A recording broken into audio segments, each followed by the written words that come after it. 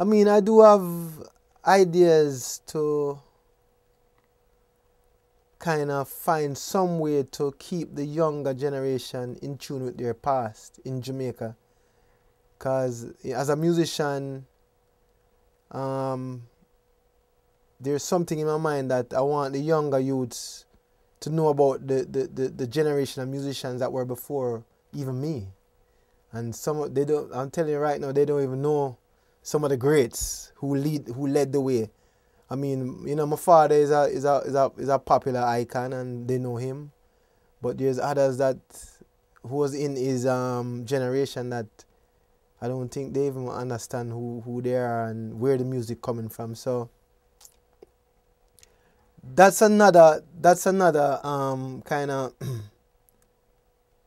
another purpose that I would like to get involved with. But making music, it had nothing to do with that. Although on this record, which is it's a children's record, you know, it's called Family Time.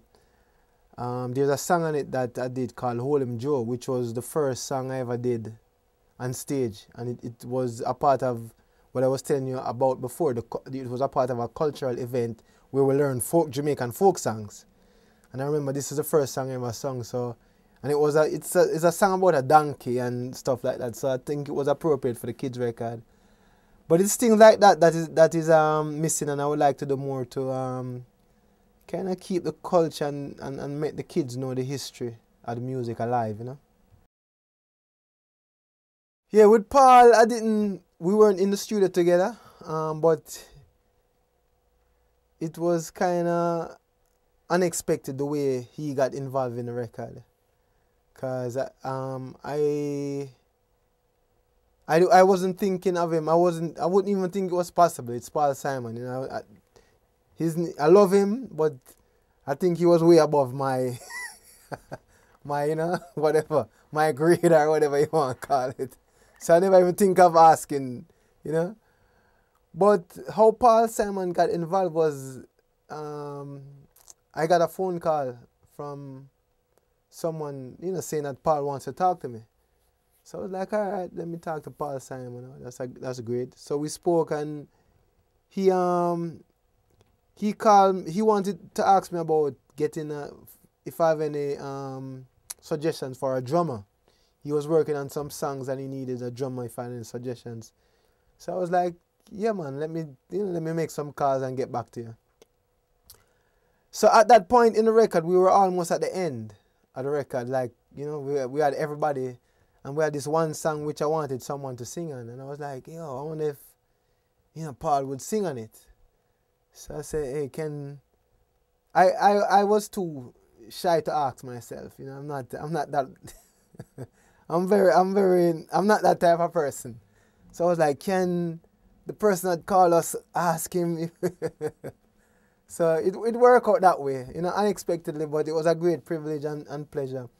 With Willie again, Paul and Willie Nelson are like, it's like my father. You know, I see them as father figures in my world, you know. Willie, someone who I always wanted to do something with, and who has inspired me to write songs also, Willie. And Dan was who I was working with on the record. You know, he had done some songs with Willie before. So I asked Dan, you know, check Willie if he would have liked to jump on the record. And he said yes. We met Willie in San Diego. We went to a hotel room and we recorded in the hotel room. And that was a great experience to finally meet Willie and just be around his vibe and energy. Very special. Jack Johnson, I didn't see him, you know, we exchanged some emails and it was cool. But I think what really made me cool with asking other artists was that it was a children's record. I don't think I would have asked if it was just a regular Ziggy Marley record, that's just a normal thing. I wouldn't have asked anyone to come and do it. I'm not like that.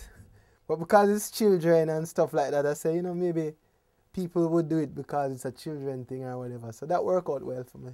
There were so many things that inspired me to do this.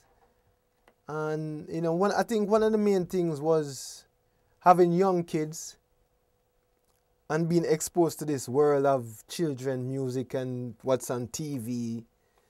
And it really started out with me having an idea. I want to do an animation series for kids that's going to teach them concepts like unity, love, charity, and things like that. Trying to, as I see it, put more consciousness into the children's world of entertainment and music. So that's where it really started. And then I've always been a part of that world anyway. I've done songs for Dora the Explorer. I've done songs for Arthur. I've been on Sesame Street. So I've always been a part of it. And, you know, eventually with my younger kids, I thought I could add something to that world that would be a little bit different than what's out there now, and a little bit more conscious in terms of putting across my philosophies and ideas of, you know, the world and children and things like that for kids that the family could relate to as well, not just the children. So it's not just music that children alone. So it's not like the Chipmunks are, you know, not like that. It's like music where the whole family can enjoy. But the songs were written with children in mind to get across certain ideas in a simple way that, you know, some child might understand it.